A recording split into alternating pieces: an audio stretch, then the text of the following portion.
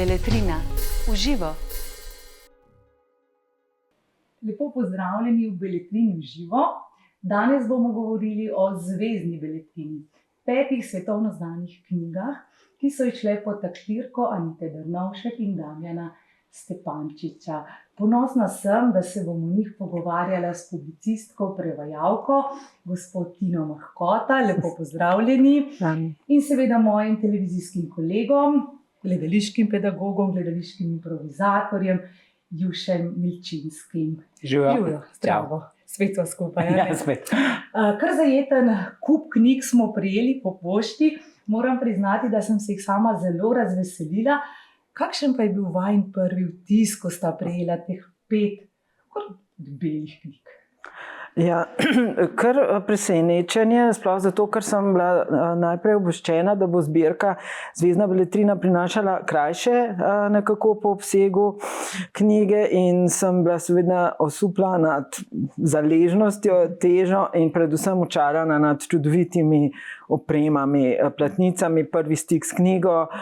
Ja, tako da sem zelo vesela in počaščena, da sem tudi en majhen delček prispevala s prevodom Mary Poppins. Kaj pa ti, Juš? Ja, težek paket je bil, ko mi bo stopnica gor prinesel. Se strinjam, zelo lepe ilustracije, to se pravi naslovnice, kar pritegnejo. Pa zelo sem bil vesel, ker prej večkrat se nisem zapomnil, kjer naslovi so, pa ko sem šel čez knjige, sem pa videl, vsaj večino teh sem pa že prebral, poznam in vem, da so vse zelo fajn. Ko govorimo o mladinski literaturi, se mi zdi, da je zelo pomembno, da poudarimo, da mladi radi veliko berejo takrat, ko imajo že doma, v domačem kurišču, nekakšno literarno podlago. In vidva sta iz tega vidika odličen izbor. Tina, vi ste hči Anteja Mahkote, urednika znamenitega, potem Marjane Držaj. Kako ste bili vi kot otrok obkroženi z literaturo, s knjigami? Ja, predvsem so te spodbude in usmerjanje prihajali od očeta.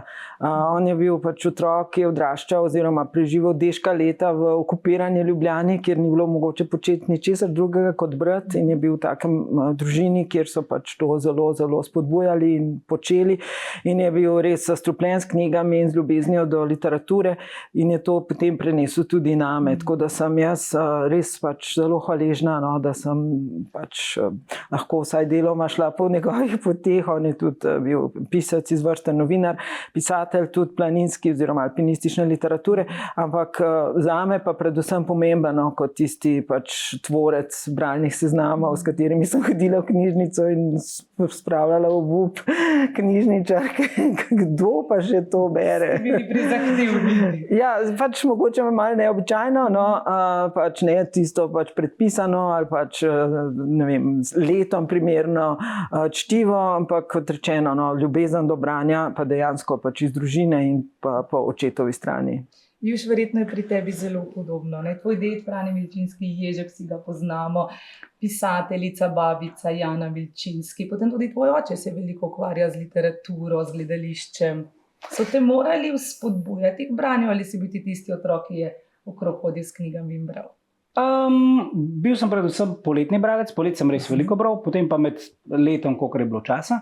Je pa predvsem babica to pri nas spodbujala. Ona je bila naročena na nek knjižni klub, kjer je vsako četrtletje seveda naročila knjige in vedno je prišla, in to je bil, bom rekel, en tak lep obred, ki smo ga imeli. Ona je prišla s tem katalogom in potem si tam obkrožil, katere knjige bi rad za rojstni dan, za god ali pa tudi za vmesno. Tako. Fajn je bilo, ker se je tudi sama izmišljevala zgodbe, sigurno. Tako pred spanjem pripovedovala.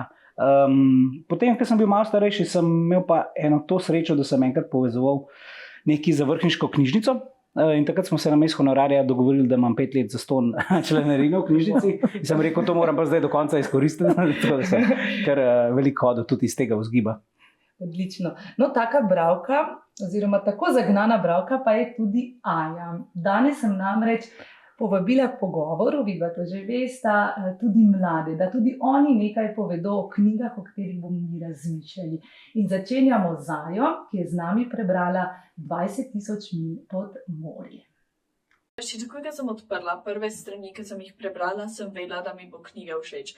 Potegnila me je, ne glede na to, da sem pričakovala neko znanstveno fantastiko, totalno ne nekaj, kar bi ponovadi jaz odprla. Tudi naslov 20.000 milj pod morjem nisem vedela, kaj bi pričakovala, malo mi je odbijala, ni me toliko pritegnila, ampak sem odprla knjigo, je napisana tako, da me povleče noter. In kakšna ideja sem imela jaz na začetku, kam me bo peljala ta knjiga, do čist na koncu. Se mi zdi, da tudi na koncu je tako dobro je napisan ta suspense, neka pričakovanja ti da, ne veš čist, kaj se bo zgodilo, kaj se ne bo zgodilo. Pisatelj je mogel to idejo dobiti s nekim takim navdušenjem, ker to navdušenje predal svoje like, kako liki govorijo o tem, kaj vidijo naš glavni junak, gospod Arnold Spire, kaj vidi, kako govori. To navdušenje, kaj vidi pred sabo in kako se mu zdi, je toliko močno in toliko dobro napisano, njegove občutki, da pride do mene in sem jaz navdušena nad tem, kaj on vidi. Se mi zdi, da tudi koliki so bili zelo dobro razviti in če niso bili razviti, so bili potisnjeni ob stran in pomočnik, kako je miren in to ideja, da govori v tretji osebi, se mi zdi genialna. Ker toliko pomaga njegovemu liku, da je toliko miren in da daje občutek svetu, da je vse to zanje normalno in da karkoli se je zgodilo, on ostal miren. Tudi prevajalka, kako je prevedla, mi je bilo zelo všeč in nisem imela pripomb. Vse pripombe, ki jih je dala, ki mi je razložila, kakšne stvari se mi zdi, da so bile toliko potrebne in mi je bilo zelo všeč, da jih je dala noter, da nisem porabila časa, ker je točno vedela, kaj bi me zanimalo in kaj bi šla googlat. Knjiga se mi zdi, da je napisana za vsako starost, ne glede na to, kaj ponovadi bereš knjige, bi lahko to knjigo prebral in užival v njoj. Čeprav sem jo dojemala kot neko pravljico, je taka zelo dobro napisana pravljica. In res ni romantik, čeprav je pisal obdobje romantike in mi je knjiga za vse starosti in za vse. Ja, Aja je ena taka hvaležna, čudovita bralka, ki bere tudi z nami v malih sivih celicah. Juš, kako si ti doživel to zgodbo? Vem, pogovarjala sva se, da si jo že prebral v mladosti. Kaj pa danes, ko si jo bral kot odrasel? Je bila drugačna, je bilo njeno doživljanje bolj realno, si jo gledal z distanco, drugačno? Ja, ko sem jo bral kot mlad, se mi zdi, da je bila. Bolj sem se osredotočil na to fantazijo, pa kako bi mogoče jaz potoval z Nautilusom po svetu in tako naprej. Tudi te zanimivi kraji so me predvsej zanimali, kako iti tam pod Antarktiko in tako naprej. Zdaj, ko sem kot starejši bral, me je pa predvsem mogoče zanimala ta pogled na tehnologijo v tistih časih. Kako je v bistvu pisatelj kar dobro nekako predvideval, kaj bi se lahko zgodilo z tehnologijo podmornic, potovanja pod vodo in tako naprej. Tako da me je bolj ta vidik zanimal, kaj so si takrat leta 1870 predstavljali, kaj še bo in kam nas bo to popeljalo. In kaj se je v bistvu v resnici dogajalo. Ja, in marsikaj se je. Tina, vi ste pri tej knjigi izpostavili izvrsten prevod Jane Pravdič. Kaj vas je pri tem kot prevajalko prepričalo? Ja, predvsem sem zelo vesela, da je mlada bralka celo opazila to, pač pomen in pomembnost prevoda. To smo vedno počaščeni, prevajalci, čeprav za nas nekako naš poklic velja, da je najboljši takrat, kadar je neopažen. Ampak seveda, glede na neverjetno količino dela, raziskav, domišljije tudi v tem primeru, pri tvorjenju vseh teh nenavadnih imen in tako naprej, je res hvalevredno, da je bralka to tudi opazila, da je posebej omenila in ja, res zelo, zelo mi je všeč, kako se je kolegica Jana Pavlič tega lotila. Velikrat kdo pomisli, saj mladinsko otroško literaturo se to kar lahko prevajate, se to tako pač, malo lažje. Zelo ni res, bom tako povedala. In jaz tudi sama pristopam vedno k prevajanju, tudi če je skoraj ne besedilna slikanica ali pa zajeten roman, z enakim spoštovanjem, z enako resnostjo, z enakimi pristopi, študioznimi in seveda potem pač upamo na najboljši izid. No, tukaj tudi opombe, so in zdi se mi, da je to odlično, da pač si ne prizadevamo ali se trudimo, da bi zdaj po najlažji poti bralcu kar nekaj že pač servirali, tako rekoč, ampak da je branje na vse zadnje tudi raziskovanje.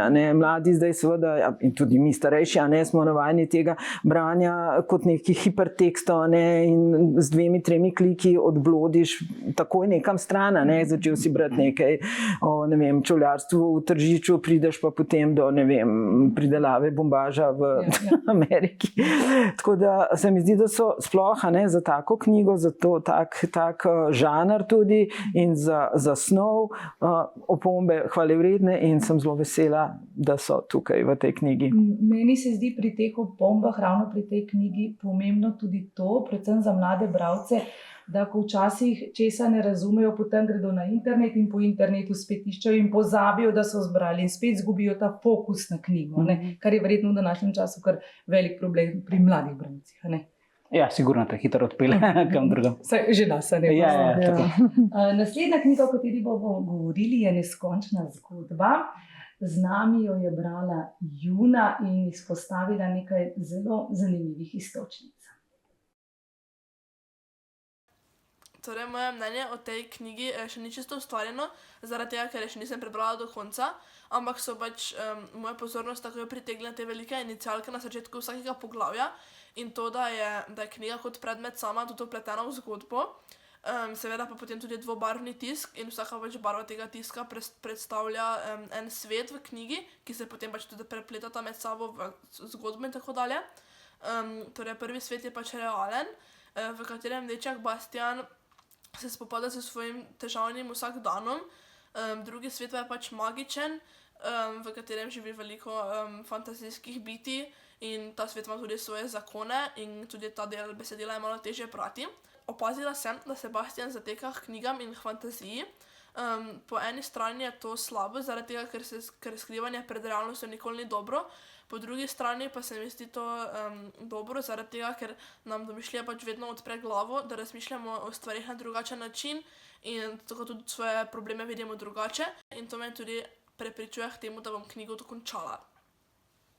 Ja, in mi smo prepričani, da bo Juna zadovoljna s to knjigo. Juš, kaj meniš ti? Ja, super knjiga. Tudi tebe prepričal ta dvobarvni tisk. Si takoj pomislil, da to opisuje dva svetova? Ja, to je seveda jasno iz konteksta, je pa zelo fajn tudi, mislim, da za mlade bralce, da hitro vidijo, za kater svet gre. In zlasti potem, ko se začne kombinirati, ko postajajo te preskoki hitrejši, je lažje slediti mogoče zgodbi. Juna tudi izpostavi ta pobeg v domišljijske svetove. Tina, vas morda vprašam, ki se veliko v bistvu zatekate v domišljijske svetove knjig, ki jih prevajate. Kje je ta meja? Kako postaviti to mejo med življenjem, resničnostmi in domišljijo? Ja, seveda, veliki avtori, veliki pisatelji, sploh pa mogoče še posebej mladinske otroške književnosti so tisti, ki znajo to najbolje prežeti, spojiti, kakorkoli, da pač se odmaknejo od nekega pač opisovanja, recimo neke stvarnosti, nekih socialnih okoliščin in prestopijo v ta svet. Ja, fantazija, tukaj je že dežela tako imenovana, fantazija. In zelo všeč mi je, da smo dobili zdaj pač ponatisa te knjige, zaradi tega, ker se je pač v zadnjih letih, desetletju, morda 2, neskončno razmahnilo to zanimanje za tovrstno književnost. Tukaj je cele vrste teh serij izhajajo tudi v drugih medijih, seveda. In se mi zdi pa, da je pomembno, da spoznamo Endeja, da tudi vemo o tem, kdaj je on že to pisal, tudi da so bili recimo odzivi zelo mešani takrat, tudi prebrala sem v spet odlični spremni besedi Petra Svetine, da so recimo v prevodu v slovenščini bili malo zadržani, da je pač, ne vem, poslanstvo mladinske otroške književnosti predvsem odslikavanje nekega družbenega dogajanja, kritičnosti morda in se mi zdi zelo lepo, da se zdaj s to knjigo lahko bralci vrnejo k viru, pač te fantazijske književnosti. Peter Svetina ste omenili, napisal je čudovito res spremno besedo, tam omenja pomen domišljije, pomen zatekanja k knjigi. Juš, A te lahko prosim, ko ravno držiš Seveda. neskončno zgodbo o Romi. Da vejo gledalci, zakaj imam. Ja. Ponovadi jo imaš, a ne Je pač pa- zdaj vedno pa hodimo po trenutek, samem da lahko slučajno. poveš, zakaj. Kar izvoli. Pripovedovanje zgodb in dovoljenje domišljiji, da živi, odhajanje v domišljijo in vračanje nazaj, to je hrana, ki svet znova in znova ustavlja, ga spravlja nazaj na varna pota, ga ozdravlja. To je ta neskončnost. Ja, to je ta neskončnost fantazije in res je bila izvrstno upodobljena tudi v filmu. To moramo priznati. Sicer jaz moram reči, da sem bila malce razočarana. Sprva sem prebrala knjigo ponovno in potem pogledala film. In film je prilagojen za, bom rekla, sodoben čas in prilagojen, bolj prijazen, manj resničen. Tina, vas vprašam o tej meji med filmom in knjigo. Zakaj vedno znova prirejamo za filmsko produkcijo knjige? Jih delamo mogoče drugače? Ja, in tukaj imamo res lep primer, ne? Vseh 5 knjig, ki so zdaj tukaj pred nami. No, morda edina gimnazijke, pa še to sem prebrala, da je nekje neka ali sama amaterska predstava, ali pa celo nekaj, da je bilo posneto. Ja, sicer pa je recimo Ingoličeva Mladostna stopnica, bila zelo uspešna nadaljevanka televizijska kmalu po izidu knjige. Ampak kot rečeno, vse ostale 4, pa morda celo ljudje prej prepoznajo kot, se to je film, in dobijo lahko seveda zelo nenavadne predstave in informacije, kaj je dejansko v knjigi. Tukaj je recimo seveda zgodba, sploh geneza, nastanka filmov o Kekcu in v odnosu s knjigami, pa morda bomo še potem pozneje o tem kaj povedali, izredno zanimiva. Primeri Pop in Studia, PL Travers želela je, da se jo naslavlja kot PL, sicer je bilo ime Pamela, ampak je iz različnih razlogov želela, da se ne izda takoj, pač, da je ženska avtorica. Je strahovito trpela zaradi Disneyjeve, se je dolgo tudi upirala. Ja, ampak zakaj? Ja, seveda zdaj tisti, ki vložijo denar, producenti v film, v televizijsko serijo, se obračajo zelo radi k nečemu, kar je že preverjeno, kar je bilo uspešno, kar je dobro napisano. In seveda, to je pač ta vojna vez, potrebujejo literaturo, kakor tudi literatura potrebuje potem v drugih medijih upodobitve, če ne drugega, da se nad njimi zgraža, viha nos, to je tako za nas, da rajši knjigo brati. Tako da je v vsakem primeru je to situacija, kjer vsi dobimo, zmagamo. Ja, v slovenskem prostoru je zelo znana priredba Kekca, seveda v vseh oblikah smo ga dobili. Tudi ta knjiga je del zvezdne beletrine.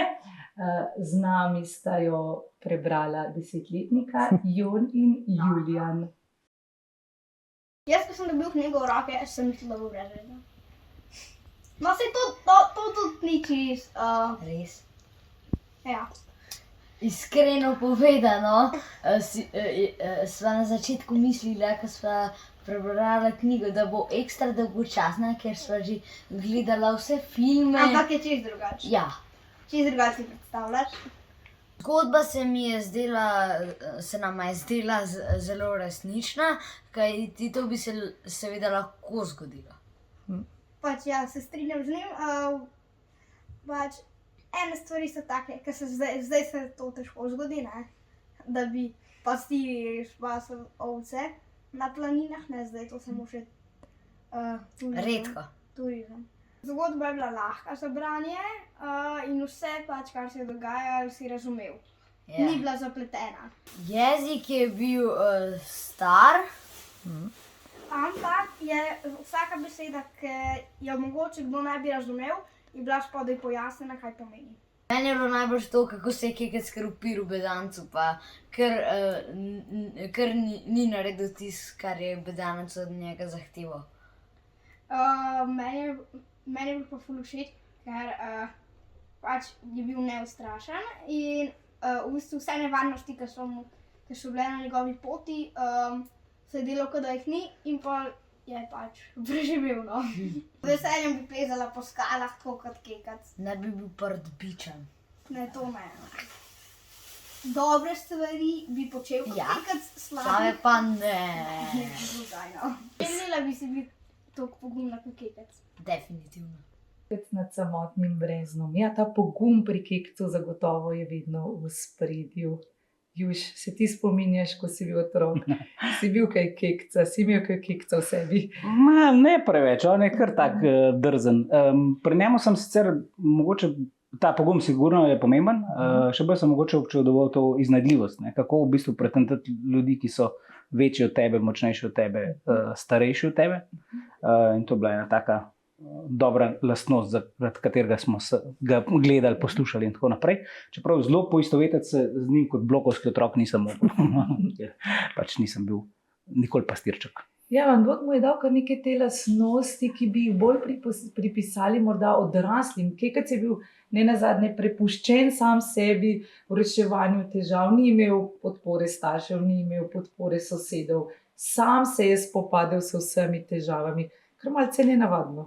Ja, zelo, ne, res, čeprav ga dojemamo, ne, in doživljamo kot, ne vem, del te slovenske mitologije, ne, vse je tukaj not, kar je že v prvem slovenskem filmu, v kraljestvu Zlatoroga, gore, stene, živali, ne, vse to, kar pač obožujemo, ne, je pa hkrati v bistvu podoba te skupnosti, ne, iz katere pač pride kar nenavadna, ne, ravno to, ne, prepuščenje sebi, mora se znajti, seveda premagati vse te strahotne starejše, ki pač imajo vsi neke temne skrivnosti in biti hkrati tudi igriv, prijazen, sočuten do svojih vrstnikov.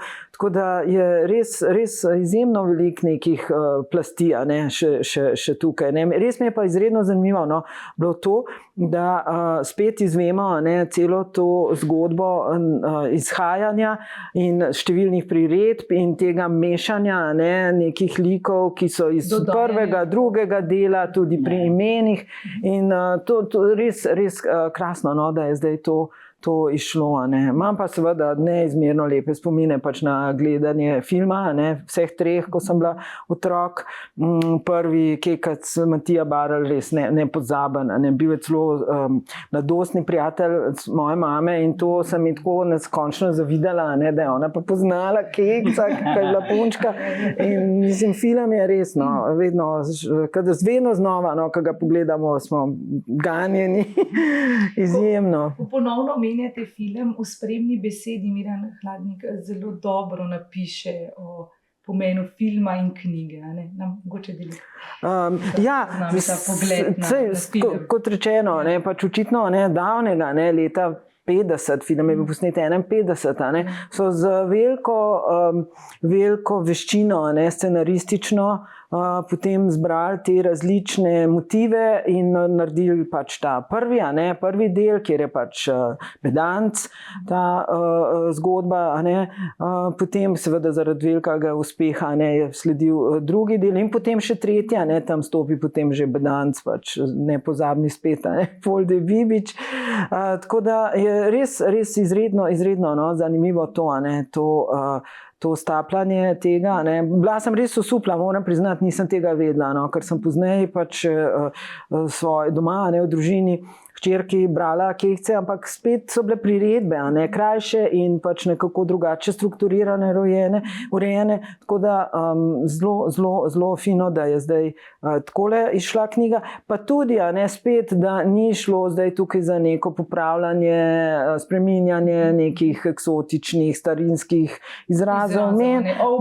Mislim, zdaj na novo naučiti. Bralci, zato posegamo po knjigah, zato da zvemo nekaj, o čemer prej nismo vedeli, da so nam neke stvari nove, izrazi in v tem je mik literature. Ja. Juž, tvoj ded Ježek je sodeloval tudi pri kekcu. Zanj so celo dobili nagrado, če se prav spomnim. Ja, Beneškega leva so dobili za mladinski film, za scenarij. On je pa dobil še posebej nagrado Kitajske za vlogo Kosobrina v tem filmu. Tega pa nisem videla. Ja. Čestitam. Ja, hvala. Vse je mogoče tudi tisto nemogoče. Moj znameniti stavek, Tina vam mora biti zelo blizu. Mary Poppins. Ja. Hvala lepa za ta nov, osvežen prevod. Mary Poppins je z nami brala 12-letna Aitana. Knjiga Mary Poppins od pisateljice Pamela L. Travers se mi je zdela zelo dobra. In v bistvu je tudi zelo dobro napisana, ampak kar se mi pa zdi, da branje še popestri, so pa naprimer razne slike znotraj knjige.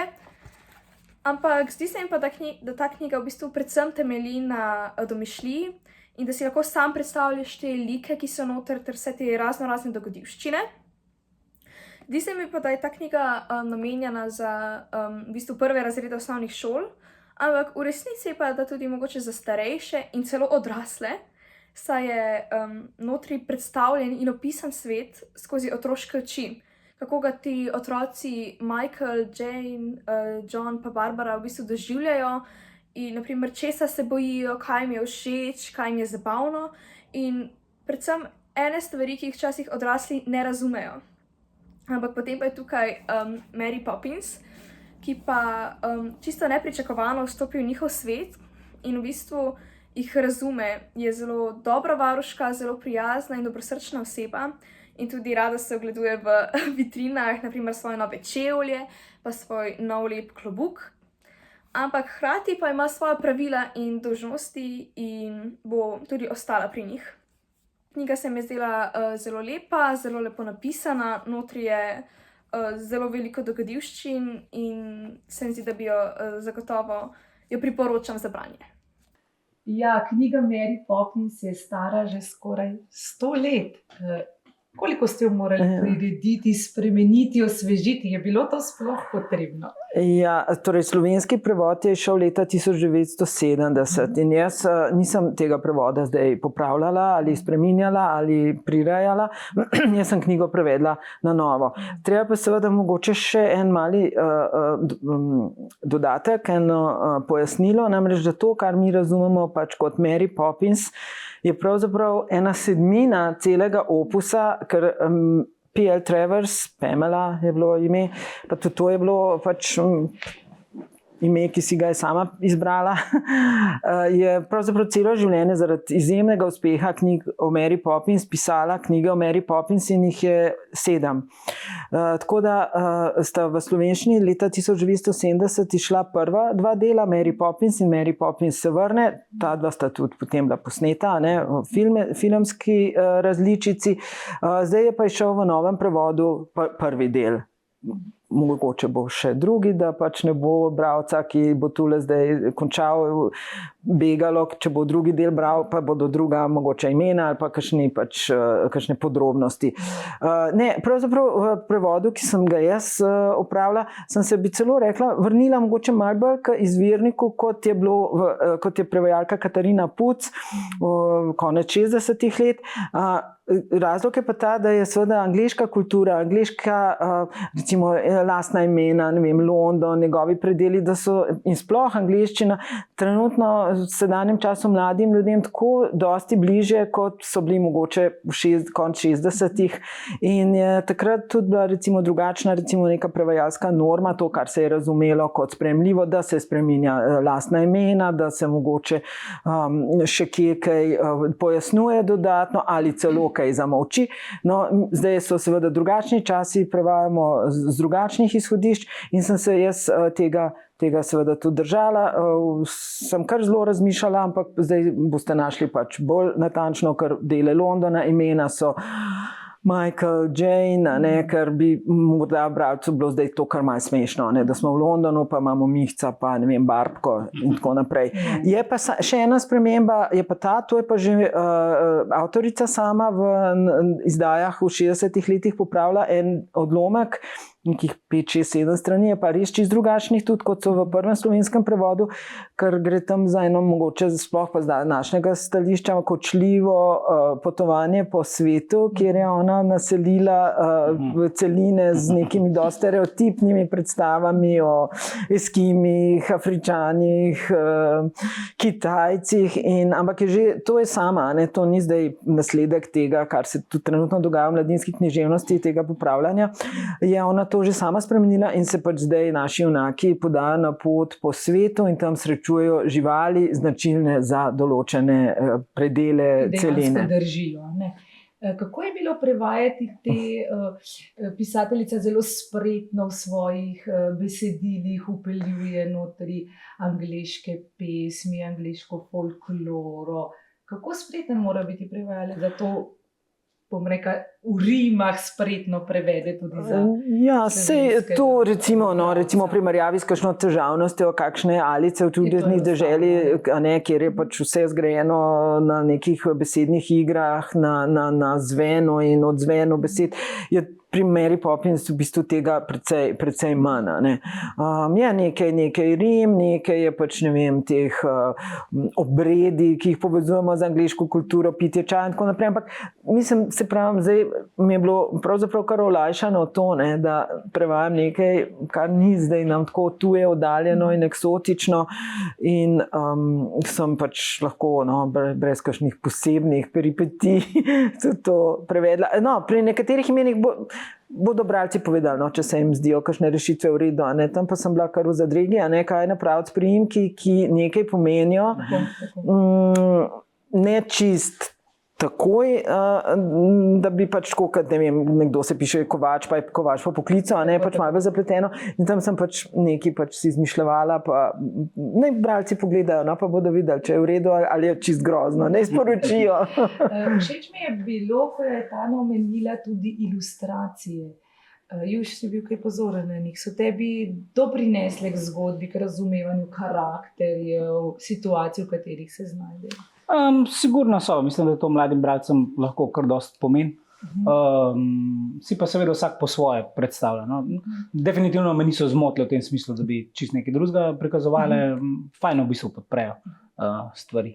Je pa tako, da ne vem, če nisem mogoče prej filma videl, kakor bral knjigo, tako da imam pol ves čas v glavi to sliko, podobo filma. To se velikokrat zgodi.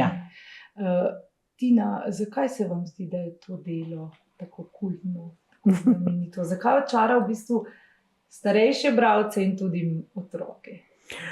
Sej upam, da jih ne, čeprav recimo v mojem otroštvu, jaz sem to knjigo dobila leta 1974 z darilo, ker sem bila zelo pridna učenka v šoli in sem pisala, ne vem, razredno kroniko in bila zgledna in jo imam doma s podpisom. Moram priznati, da ni bila to tako zelo brana knjiga, kot recimo v tistem času, ko so šli prevodi Medvedka Puja ali od tujih knjig, zdaj govorim, ali pa seveda Pika Nogavička. Morda se je zdela malo preveč angleška, pa ta te varuške, sploh nam, ki smo odraščali v okolju in družbenih razmerah, kjer je bilo to res nekaj pač ali povezano z neko Avstro-Ogrsko iz začetka 19. stoletja, 20. pa že komaj. Je mogoče niti nam ni bila tako navzoča. Zdaj, ko pa berem, me pa predvsem osupne to in očara, da je pravzaprav ta odmik, odriv iz sedanja v neko domišljijo, v neko nekonvencionalnost pride skozi odraslo osebo. In to se mi pa zdi, ta obrat je pa fenomenalen. Niso zdaj ti otroci, ki pač, ne vem, ki običajno in grejo, ne vem, na čaj in pač lebdijo pod stropom, ampak je nosilka tega, te navadnosti je pač ta na zunaj skrajno zapeta, urejena oseba in tukaj to se mi zdi pa, da je zelo fino in zelo presenetljivo. Ki ne dajo vtisa, da je sposobna otroka popeljati v te domišljijske svete. Ja, in tudi ničesar ne komentira, se mislim, da se tudi konča. Kar je tudi zelo dragoceno, pri otrokih je... Poglavje, Mary Poppins pa ni rekla nič, kot ni tudi nikoli, ničesar razložila. In tako, tukaj pa sem zdaj v bistvu šele uživala. Moram priznati, bolj kot takrat, ko sem jo brala prvič. Predlagam, da zaključimo ta pogovor z gimnazijko ki jo je z nami brala gimnazijka Amberlina. V knjigi mi je bil všeč opis Francije in pa konec. Všeč mi je bilo, kako se vse razpletlo. Knjiga je imela kar precej zapletov in do zadnjega nisem vedela, kako se bo vse išlo, kar pa je naredilo knjigo zelo zanimivo. Knjiga na trenutke spominja na stare čase, občasno pa tudi na sedanjost. Med branjem sem med preteklostjo in sedanjim časom našla kar precej podrobnosti in knjigo sem zato lažje prebrala. Jezik je razumljiv, način pripovedovanja se mi je zdel izvrsten in lahko sem sledila zgodbi. Z lahkoto pa sem se tudi sama lahko poistovetila z mladimi, saj sem sedaj vstopila v prvi letnik gimnazije, kar mi je omogočilo lažje razumevanje knjige. Juš, ti veliko sodeluje z mladimi, si tudi gledališki pedagog. Amberlina je izpostavila ta moment poistovetenja. Se ti zdi, da knjige lahko veliko pomagajo mladim pri razmišljanju, pri reševanju nekih njihovih osebnih stisk, osebnih problemov? Ja, sigurno dajo neko referenco tem mladim, kako se s tem spopasti, oziroma predvsem, da vidijo, da niso edini v tem, ker mogoče v kakšnih temah se jim je težko pogovarjati, se mi zdi pa, da je to ključno v tej starosti. Oni se ves čas v bistvu navezujejo na svoje vrstnike, kar imajo vrstniki, to bi radi tudi oni imeli. In potem, če imaš neko težavo, če si soočen z neko temo, za katero misliš, da si sam, ti je sigurno veliko težje. Potem so pa v bistvu namesto, da bi se o tem pogovarjali, so vsak sam s to temo, čeprav jih mogoče podobna stvar zanima oziroma imajo podobno težavo. Kar sem videl recimo predvsem z gimnazijci je to, mi smo delali na Valdorfski gimnaziji, predstave sem režiral pač zadnjih par let, da imajo težave recimo s kakšnimi zelo starimi teksti, se poistovetiti z njimi, kjer ne znajo zelo dobro izluščiti, kaj je tema. Takoj, ko je pa tema recimo odnosi med vrstniki, ljubezen, družina jih zelo zanima, kako so odnosi znotraj tega poštimani in tako naprej, jim je pa lažje, veliko prej razumejo to igro, bolj se z njo poistovetijo, grejo v njo, lažje igrajo te like. Tako da je fajn delati tudi na nekih temah, zlasti pri tej starosti, ki so teme, ki jih seveda zanimajo in s katerimi se tudi oni vsakodnevno spopadajo. Ja, v gimnaziji so ti odnosi s starši, predvsem, pa tudi s šolo izpostavljeni. Zelo pomembna tematika tudi v današnjem času, ko živimo v luči teh številnih pretresov, ki nas v zvezi z mladimi, ki se odvijajo po svetu. Kaj menite? Ja, res in zelo zanimivo, zdaj, ko sem po tolikih letih ponovno to knjigo brala, me je osuplo, kako je Ingolič v bistvu zelo tankočutno in zelo kritično tudi bil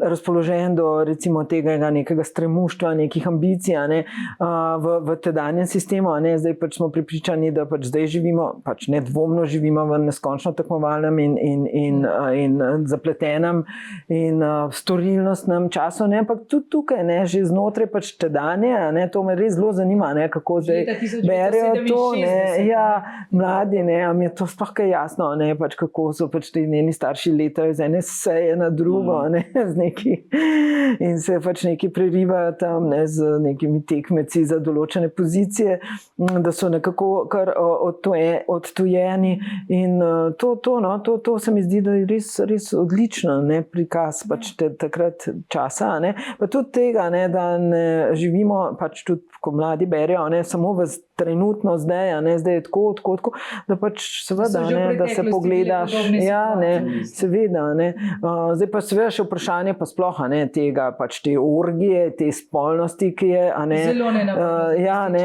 Tako da, res, zelo se, ker zdaj verjetno bi bile reakcije precej drugačne, tudi družbe na to, zdaj upam pa vse neka ta občutljivost v zadnjih letih pa le narašča do vseh teh stvari, ali pa žal, tudi ne, pustimo to, ampak je pa res bilo, kar zelo te kar pretresa, tisto potem, ko zvemo, pač kako je do tega prišlo, pa da je ta punca tako neskončno čist sama, da res nima nikogar, Ne, pa tudi reakcije v šoli, pa to nenavadnost, ali bo zdaj izključili iz šole kot neko nezakonsko mater. Verjetno je pisatelj Ingolič imel odlične, s tem, ker je bil pedagog, delal z mladimi. Ja. In očitno so to neke realne situacije, ki so se dogajale že takrat in se dogajajo tudi danes. Pri gimnazijki se mi zdi, da je tudi zelo lepo ilustrirana. Zelo veliko ilustracije povedo o stiski teh mladih ljudi oziroma stiski Jelke. Kako si jih ti doživel, Juš? Ja, si jih preučil ali si jih sam preletel, pa imel nek vtis? Nisem prav zelo podrobno, da bi se pri vsakem ustavil, ampak definitivno najde nek dober vtis, daje v knjigi. Predvsem pa prikazuje v bistvu to, v kakšnem stanju ona, kakšni so njeni izrazi na obrazu in tako naprej. Fajn se mi zdi predvsem te knjige, da je vsem postavljeno v malo drugačen kontekst, kot je ogromno teh naših družinskih dram, kjer so pač neke socialne drame, kjer so vsi revni in tako naprej. Tukaj pa res vidimo to tekmovalno družino. Predvsem mamo, že v tisti čas mamo. In mislim, da se definitivno lahko današnji otroci s tem precej poistovetijo. Jaz sem imela, ko sem začela brati, sem imela občutek, da to ni za mladega bralca, takoj na začetku, po parih straneh, ampak potem pa sem takoj zaznala, da v bistvu vse te situacije so še kako resnične danes. Vsa dela imajo bogato spremno besedo. Tina, vas vprašam kot prevajalko, kaj spremna beseda lahko doprinese tem delom? Takšne kot so te, ki so tako barvite, tako raznolike, tako privlačno napisane, pa hkrati ogromno informacij podajo, nedvomno zelo veliko. Se pravi, res vsi avtorji, vseh 5 avtorjev so do knjige, o kateri pišejo, imeli res močan osebni odnos in tudi s svojo vednostjo, s svojim znanjem posul potem spremno besedo z veliko zanimivimi podatki in resnično mislim, da zelo, zelo veliko lahko tudi poglobijo doživljanje pri branju. Seveda knjiga stoji sama zase, ne potrebuje ničesar, da bi ti nekdo zdaj tukaj razlagal ali te vodil ali interpretacijo v eno smer, ampak mislim, ta celotna zbirka je tudi prvi letnik, očitno pač uredniško zelo dobro pač zamišljeno, z dobrim izborom avtorjev, piscev spremnih besed, ki resnično te prav poživijo in navdušijo. Ja, zelo, zelo, zelo lepo, res. Juš, ti prebereš spremno besedo, preden začneš brati knjigo ali ob zaključku? Kakor kdaj. Ko sem bil mlad bralec, so mi bile spremne besede absolutno odveč. Absolutno, vsem so bile. Kaj moram to prebrati. Zdaj pa, kakor kdaj. Fajn se mi zdi, kadar je res nek poglobljen razmislek avtorja spremne besede. Predvsem imam pa zelo rad, če so kakšni, bom rekel temu, zanimivi fakti znotraj teh spremnih besed, bodisi kako je ta knjiga nastala, bodisi v kakšnem času je nastajala, kakšni podatki, ki mogoče, zlasti če gre za zelo staro knjigo, mogoče približajo bralcu. Eno tako zadevo smo imeli, ko smo delali na Valdorfski gimnaziji Beneškega trgovca od Shakespearea, in bilo recimo zelo zanimivo, ko smo se lotili tega, da smo malo posodobili oziroma v današnji čas prenesli nekatere podatke, kako bi danes to izgledalo. Ne vem, koliko so bili dolžni Shylockov, recimo. To se pravi, takrat toliko pa toliko zlatnikov, tam se pa to $500,000 evrov. In mi je takoj bolj jasno, to pa je kar neka lepa vsota. In če se kakšne take stvari v spremni besedi znajdejo, sem še toliko bolj vesel. Hvala lepa, draga gosta, za čudovit, poglobljen pogovor. Naj ga zaključimo z mislijo P.L. Travers. Zgodba pove polovico, drugo polovico mora dopolniti bralec sam. Uživajte v branju Zvezdne beletrine. Beletrina. Uživo.